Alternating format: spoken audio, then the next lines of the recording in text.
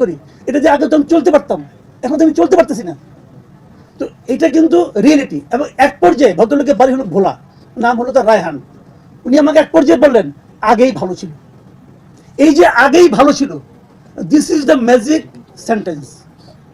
আমাদের সরকার বর্তমান, ওনারা কি এটা জানেন? আমার মনে হয় ওনারা জানেন না। ওনারা এখনো কল্পনায় জগতে বাস করতেছেন।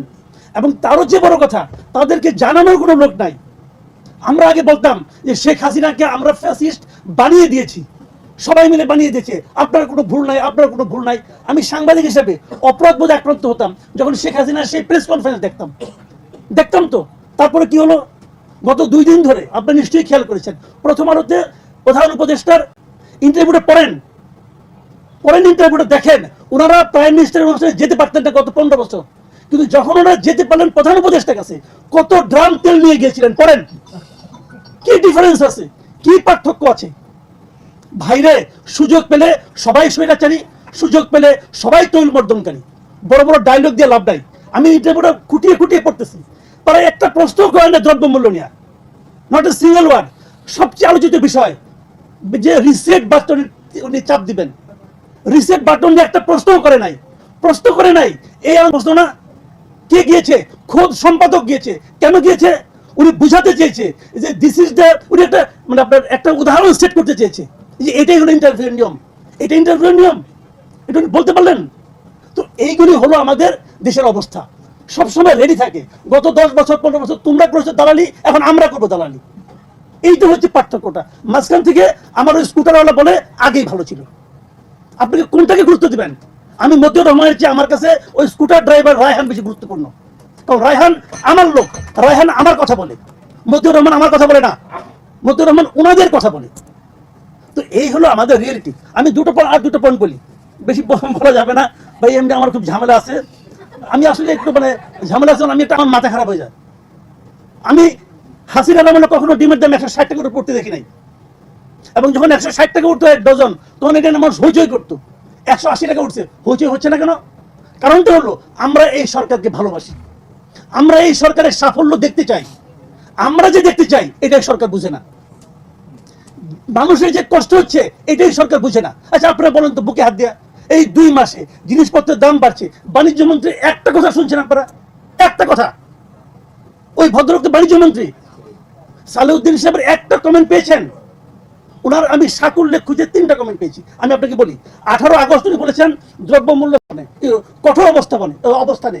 কি কঠোর অবস্থান নিয়েছেন টের পেয়েছেন কেউ? সেপ্টেম্বরে কিন্তু। আর অক্টোবরে বলেছেন প্রতি জেলায় টাস্ক ফোর্স করা হয়েছে। টাস্ক ফোর্স কি করবে? টাস্ক ফোর্স কবে কি করছে? আপনি আপনার ইতিহাসে দেখেন তো, এই পর্যন্ত জীবনে কোন টাস্ক ফোর্স আমাদের মানুষের জন্য ভালো কিছু করতে পেরেছে? এগুলো হলো আমাদের চা বিস্কুট খাওয়ার একটা ব্যবস্থা। যখন তারা টায়ার্ড হয়ে যায় একটা টাস্ক ফোর্স করে গোল হয়ে বসে চা বিস্কুট খায়, একটা বাজেট করে টাকাটা ব্যয় হয়ে যায় আমার আপনার টাকা। এই হলো টাস্ক ফোর্সের ভবিষ্যৎ এই দেশে, অতীত ইতিহাস এটাই। তো এই একটা বিষয়, এটা নিয়ে আমি মনে করি এই সরকারের কোনো চিন্তা নাই। 2 মাসের মধ্যে তারা মিজারেবলি ফেল করছে এই জায়গাটাতে, এবং এই জিনিসটা ওদেরকে ভোগাবে।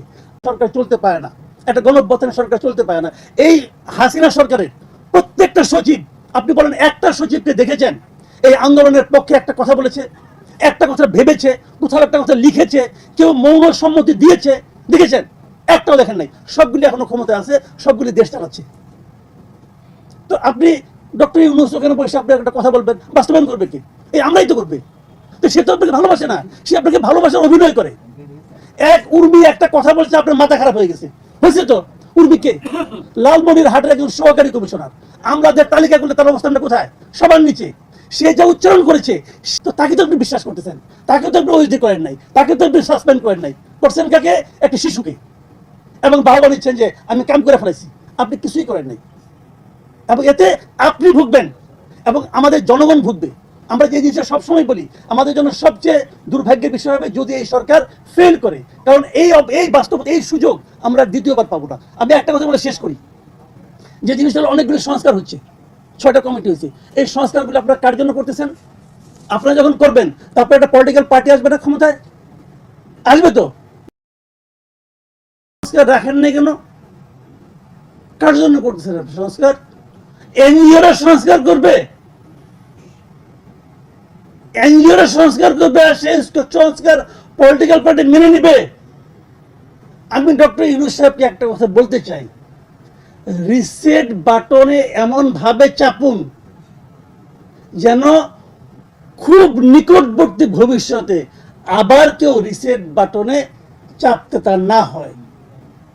এই জিনিসটা মাথায় রাখবেন।